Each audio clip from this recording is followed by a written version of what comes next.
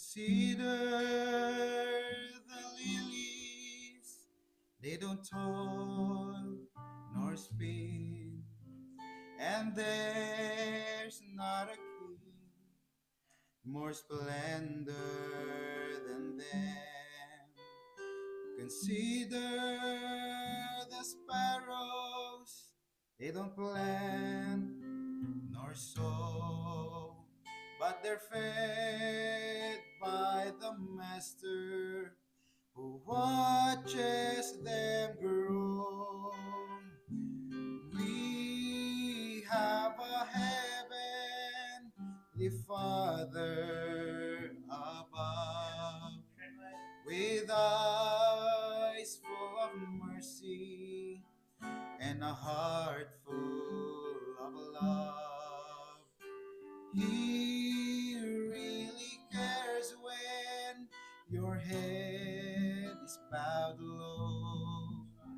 Consider the lilies, and then you will know. May I introduce you to this dear friend of mine who hangs out the stars, tells the sun when to shine, and kisses the flowers each morning with dew. But he's not too busy to care about you. We have a heavenly Father above, with eyes full of mercy and a heart full of love. He really cares when your head is bowed low. Consider the lilies, and then you will know. Consider the lilies, and then you will know.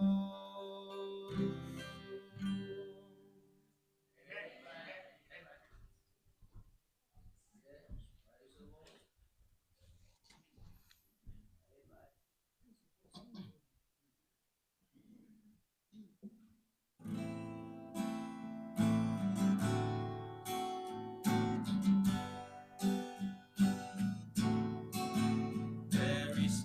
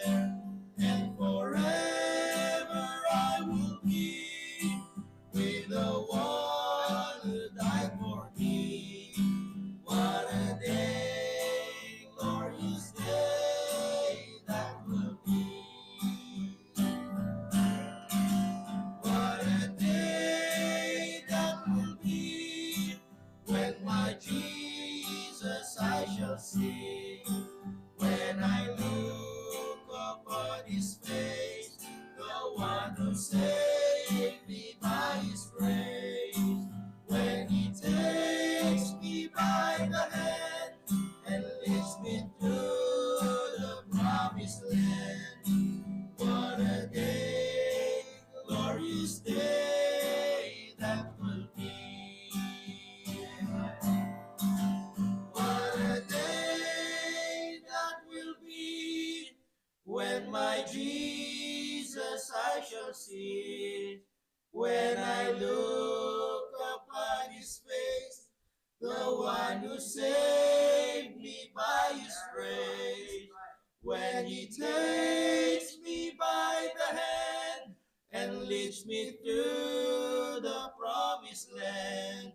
What a day, glorious day that will be. What a day, glorious day that will be.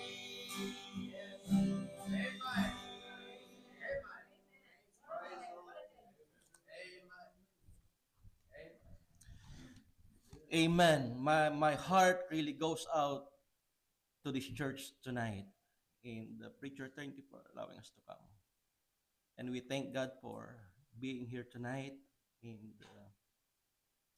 after we heard songs and testimonies and sharing time, my desire tonight is for God to use me to encourage you in this time of needs, preacher.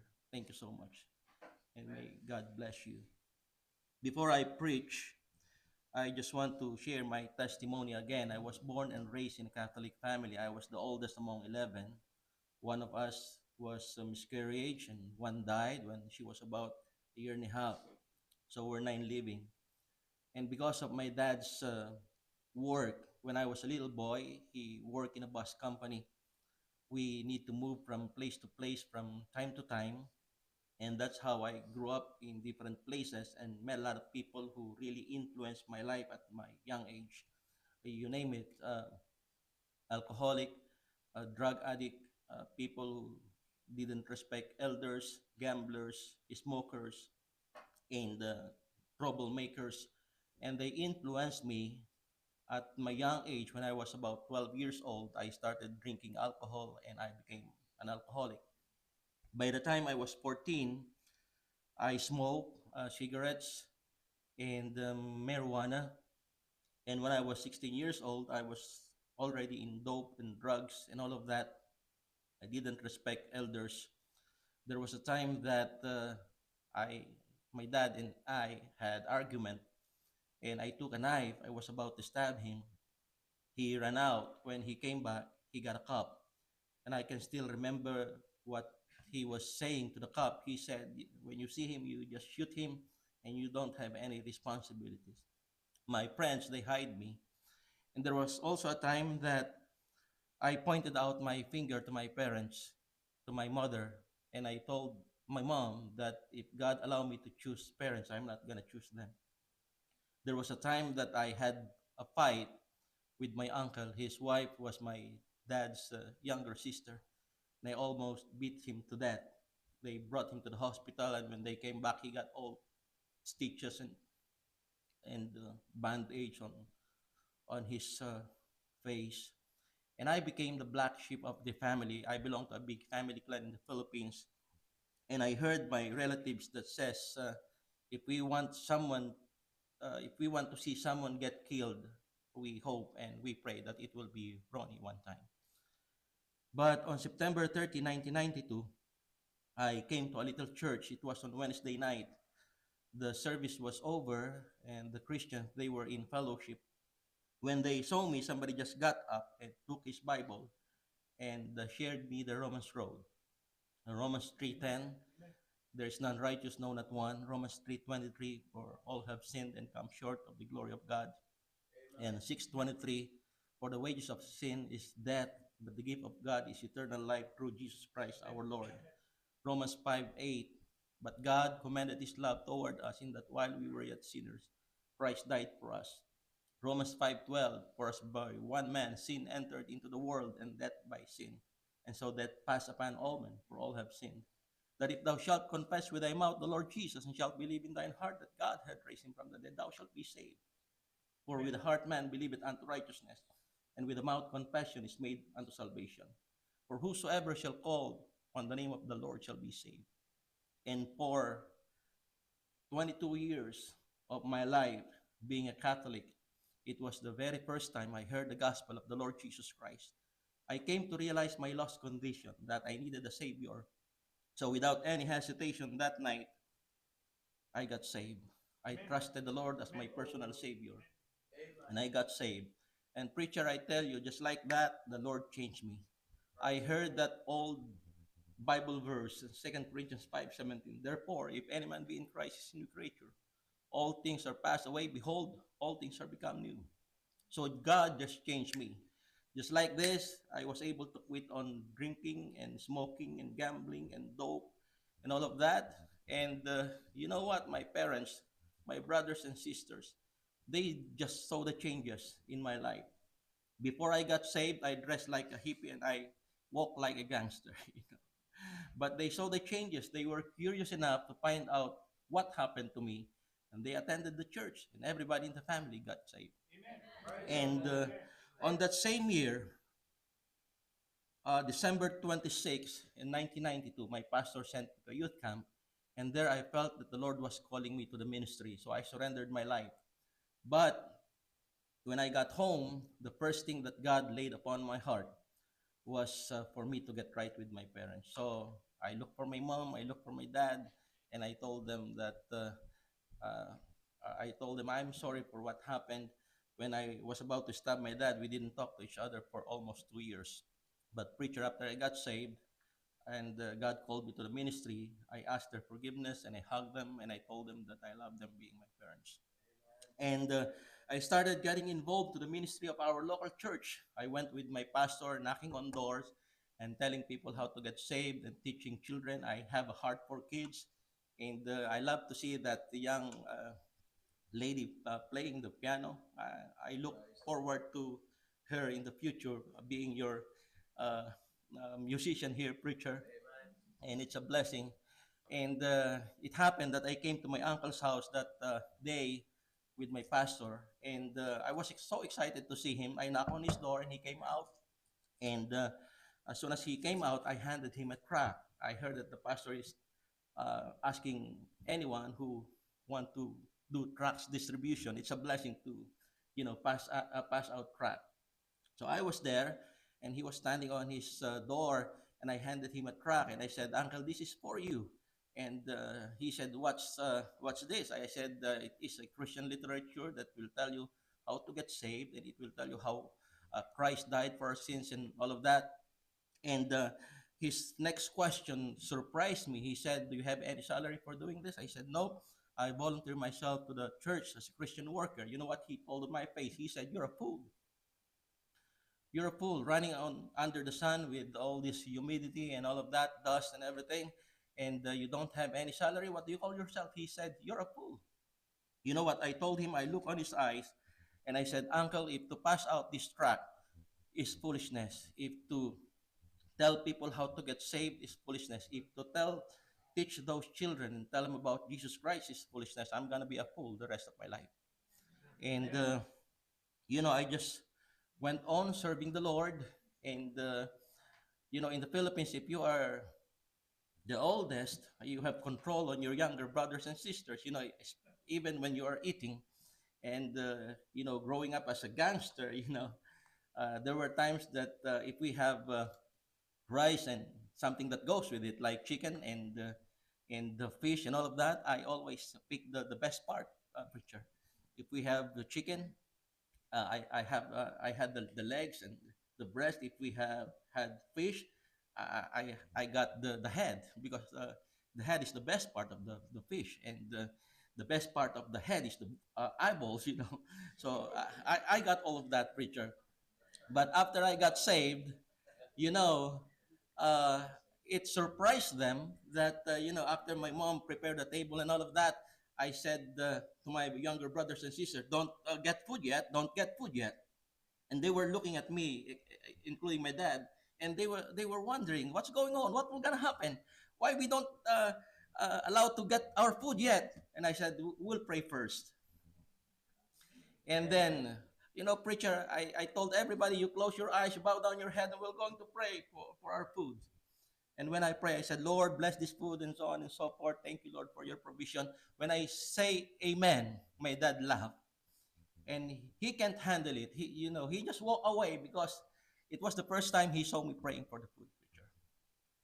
And right there, I was a fool, but I just went on serving the Lord. Preacher, not only every member of the family got saved but also when they saw me surrendering my life to the full-time service, brothers and sisters also surrendered their lives to the ministry. And right now, I have three sisters who marry missionary, and I got another two brothers who are missionaries, including me. So we are six in the family. And I got three boys who surrendered to preach. So nine. And I got two nephews who surrendered to preach. And I got a niece who marry a preacher. And my daughter will gonna get married tomorrow. She will marry a preacher. And it's a blessing that the Lord saved our family and that He called our family members for the ministry. Now, our ministry in the Philippines is focused on three different areas: soul winning, church planning, and then training the nationals. And it's a blessing. It's just a blessing that the Lord used this life uh, that is not worthy of this ministry for His glory. And we are here in the States primarily because our daughter is getting married tomorrow, and she's the only girl, and she's a daddy's girl. So please pray for me that I'm gonna be able to give her away tomorrow. Maybe if the officiating minister asked the congregation who will gonna give this woman to be this man's wife, I don't know if I can say we do. Please pray for us. And secondly, we are here and we are trying to raise support for our family and ministry in the Philippines. And we have American missionary in the Philippines. We are thankful and grateful to them. But what we are trying to do is to help them, reach our own people. And we are looking for churches and individual who is willing to support us $20 on a monthly basis. And we have prayer cards. Please get one as you uh, leave the church after the service, and just remember us in your prayers. And again, preacher, thank you for allowing us to come. Ma'am, thank you so much for allowing us to come. I appreciate you and your family. And we had sharing time with the preacher before the service, and it really, broke my heart hearing everything that's going on this congregation. And tonight, I just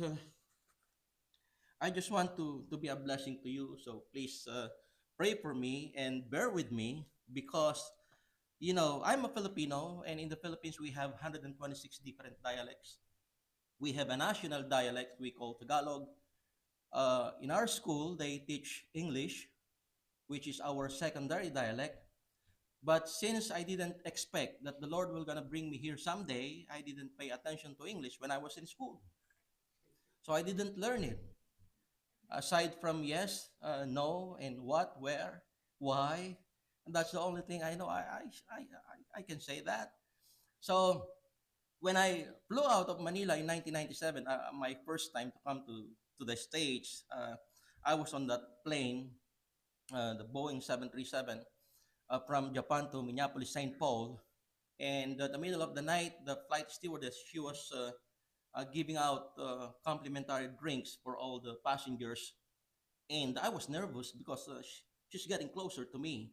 So I was trying to figure out what she was telling the people, what she was asking the people. And occasionally I heard someone that says, uh-huh. And then she gave them a complimentary drink, preacher. So when she came up to me, she asked me a question. She said, sir, what do you want to drink? A coffee or lemonade? I say, uh-huh. And she was wondering what's going on. So she was looking around, trying to find somebody, I believe, who can interpret. And when she didn't find any, she looked at me the second time and she asked me the same question. She said, sir, what do you want to drink, coffee or lemonade? And for the second time, I said, uh huh.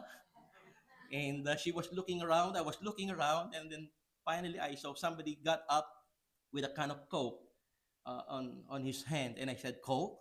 So she smiled. She walked away. When she came back, she got a can of Coke, and then we're fine. Amen.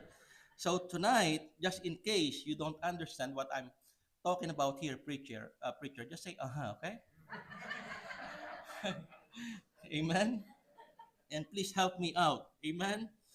Uh, if you have your Bible in Joel chapter 3, Joel chapter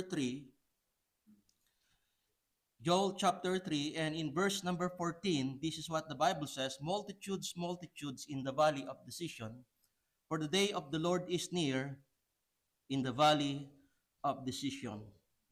I read it again: multitudes, multitudes in the valley of decision, for the day of the Lord is near in the valley of decision. Let's pray. Our most gracious God and Heavenly Father, tonight we come to you.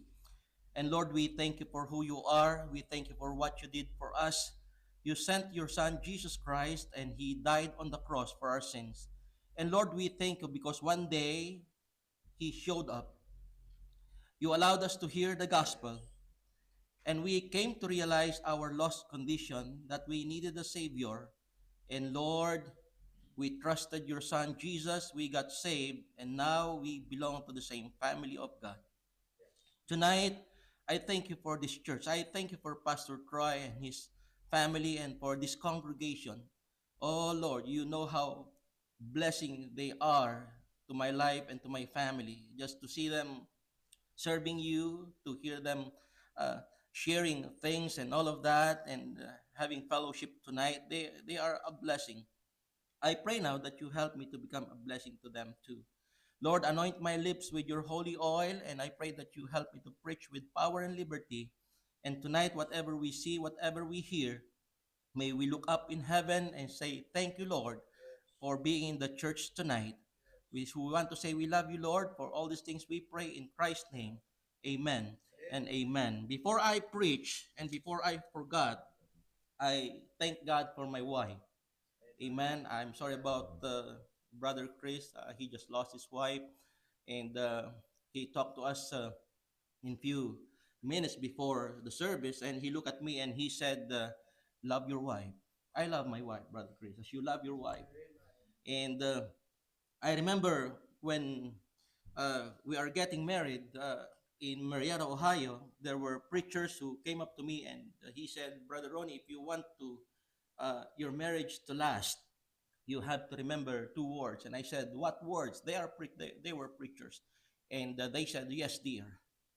And it works, preacher. It works.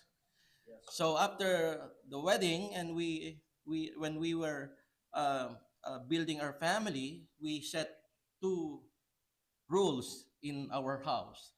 You know, I'm not giving up my position as the head of the family, Brother Chris, but we set two rules in our house. Rule number one: the wife is always right. Yeah. Rule number two: if the wife is wrong, go back to rule number one. And it works, still working. Amen. And I just want to get rid of my nervous, and please bear with me. Well, the Bible says, multitudes, multitudes in the valley of decision, for the day of the Lord is near in the valley of decision. I believe decision is important. Amen. Every day we live by our decision. As soon as we get up in the morning, we need to decide which one is uh, our priority. What will we grab first, our Bible or our cell phone? What will we do first? Pray or chat or text? What are we going to put on? What are we going to cook? What are we going to fix our family? They are all based on our decision. Amen. And tonight, I believe there are people behind bars. Amen. Because in the past, they made a wrong decision. I believe this tonight, there are people who are successful in their life, whatever it is, career or serving the Lord or whatever. It's because of their decision. So decision is very important. And tonight, in few minutes, I want to preach about three valuable decisions in life. Three valuable decisions in life. First and foremost, I believe that your decision to be saved is valuable tonight. Amen. Your decision to be saved is valuable tonight. In the Philippines, there are people who present a different way of salvation. There is a group of denomination in the Philippines that teaches that salvation is through church membership. So they encourage people to attend their church, to be a member of their church, and they believe that if the rapture take place, the church building itself will be the one who will be raptured. So they built big and fancy building, and they are very strict about their services.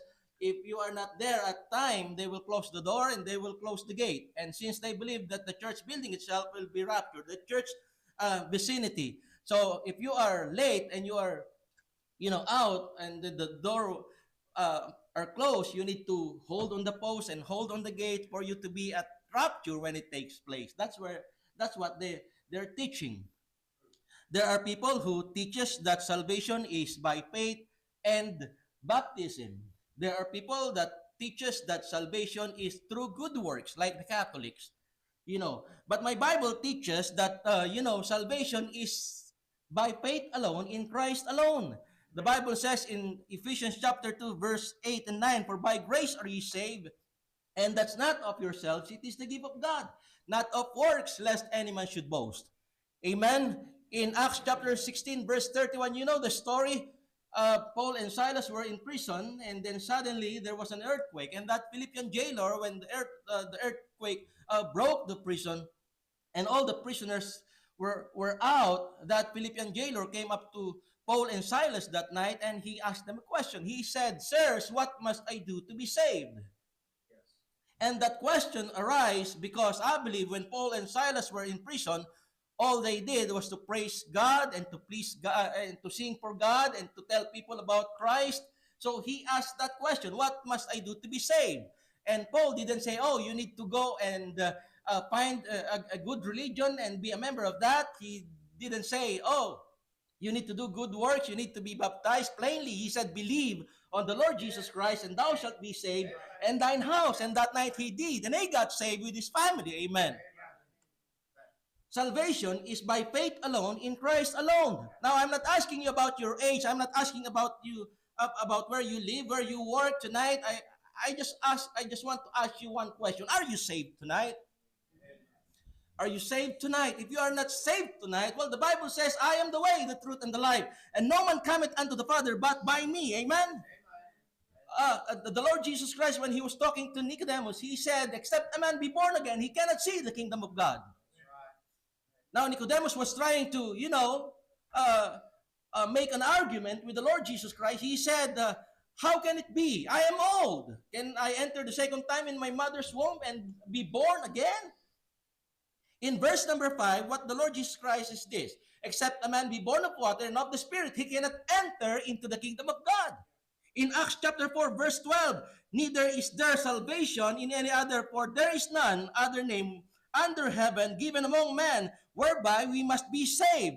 Only Christ can save you. Amen. Salvation is plain and simple, but it is not cheap because Christ paid for it with his own blood. So, your decision to be saved tonight is valuable. If you are here and you are saved, praise God. But if you are here tonight and you are not saved, I tell you, get saved before you walk out of this door, because if you don't and death caught you, you will be eternally in hell. Why? Because only saved people will go to heaven. Only those who received him as a Lord and personal Savior will go to heaven. Amen? So your decision to be saved tonight is valuable. I thank God at the age of 22, I was lost. But suddenly, God led me to that little church. They were having their services on a garage. And I heard the gospel. And I trusted Christ as my Lord and personal Savior. I got saved. And preacher, I tell you, I will be forever saved. Amen? Your decision to be saved tonight is valuable. Not only that, number 2, your decision to live for him is valuable. Your decision to live for Christ is valuable. Amen? Amen. We've been in churches where, sometimes people think that if they got saved, everything will be all right, everything will be fine, and every day they will lay down on the bed of roses. It can't be. Job says, man is born into trouble. We got problem. Brother Chris, my heart goes with you. I I don't know how you feel exactly. My wife is still living. I know you're in pain. I can see it in your eyes. Amen. There are people here who maybe you are sick. If you look at me, you may think that I am as healthy as I can be. You're wrong. I have 10 physical problem. Back in 2000, I was preaching and then suddenly I dropped. I thought I'm going to die. The next day, I went to the doctor and the doctor find out that I have enlargement of the heart. I have Parkinson. I have blockage on my arteries. And going to the doctor is like bringing your car to the mechanic. Amen? You only want them to check your brakes and then suddenly they will find every problem of your car and scare you to death for you not to get it fixed. So I went to the doctor. They found out I have blockage on my arteries. I have enlargement of the heart. I have Parkinson. I have bacteria on my stomach. I have ulcer. I have fatty liver. I have gallbladder stone. I have hearing problem. I have knee problem. Now I'm having eye problem. And there were times that, I took medicine like this, preacher, handful of medicine, because of the prescription with all of those physical problem. I thought I'm gonna die in 2001, preacher, because I messed up with my medicine. Those once a day, I took 3 times a day. And those 2 times a day, I took once a day. And those 3 times a day, I took once a day. I got worse. Until finally, I look up in heaven and I said, Lord, if I'm gonna die, I'm gonna die. I'm going to stop taking this medicine. I did. The doctor put me on a special diet, only a handful of rice and fish, steamed fish. I told my wife, I'm going to eat whatever I want this time. I did. Sometimes we have pain in our lives. We have pain. I was humiliated by my uncle. On my face, he said, you're a fool serving Christ. It hurts because I thought the first person that will back up me after I got saved and doing God's work in my life was my relative. It won't. They were the one who persecuted me. First and foremost, it hurts me. We have different kind of pains in our lives. Amen. I was blessed with the sister over here. You see, 96 years old, still going to church. Just recently, before we take off to the stage, I preached on my home church 36th church anniversary. And it surprised me because there were people over there right today that has leg amputation. And they are still going to church. Amen. Amen. It reminded me of a young man by the name of Paul Modi. They were living in Sudan, and his family were all Christians. And one day, they were on their way to the church, but suddenly the Muslim extremists came and burned them to death. His whole family. Paul Modi managed to escape, but when I look on the magazine, Christian magazine, I look on his picture. He got a big scar on the back of his head, and his arm revealed the infliction made by fire. But I tell you one thing about him, hoping that he is still in Christ today. He still lives for his Savior. Amen. He still lives for his Savior. Amen. Brother Chris, you lost your wife. It's painful. I can see it. But there will come a time that you will meet her up there in eternity. And what a day that will be, preacher, brother. What a day. I flew out of Manila on September 3 of 1997. Just few months after my dad and I got right with each other. And I came back in 2000. And right after we came back to the Philippines, I looked for a place where God uh, led me to start a ministry.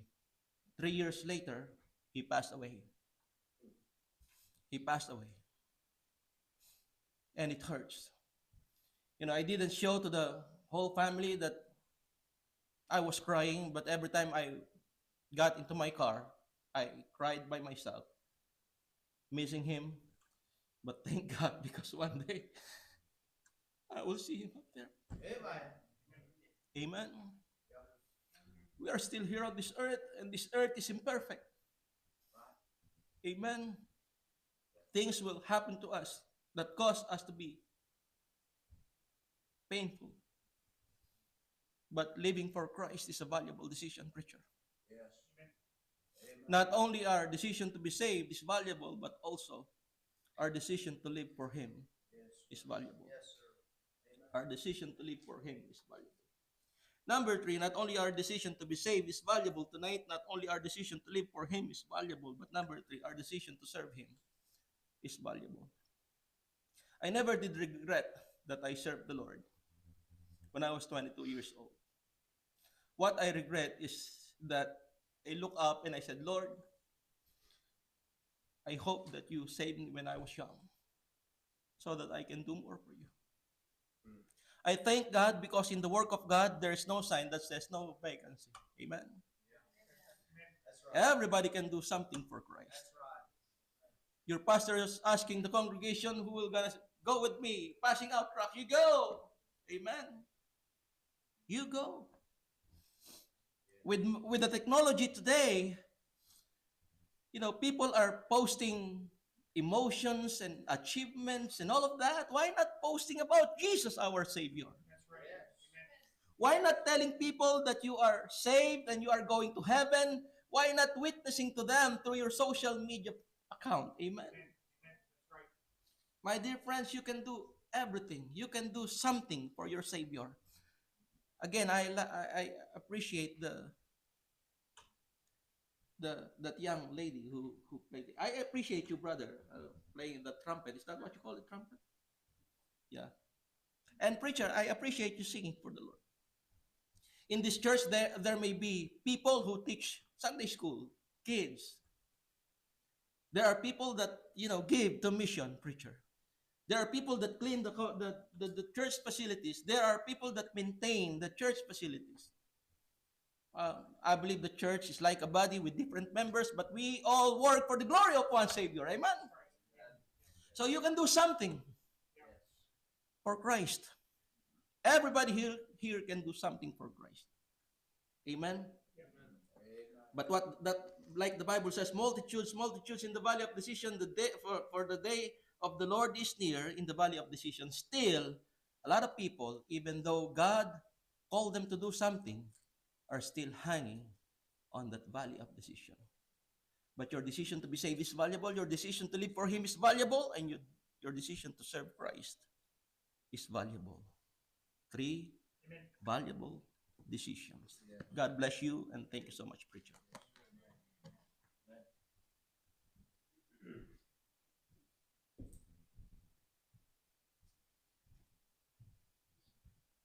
And now is the time to make your decisions, what you will do.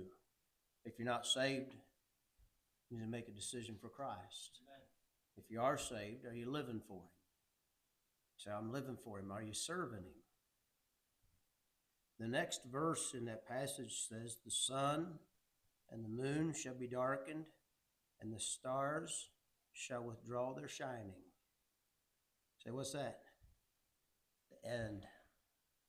You have a limited time to serve, to live, to make a decision. You have a limited time. Now is the time to make a decision to do something for God.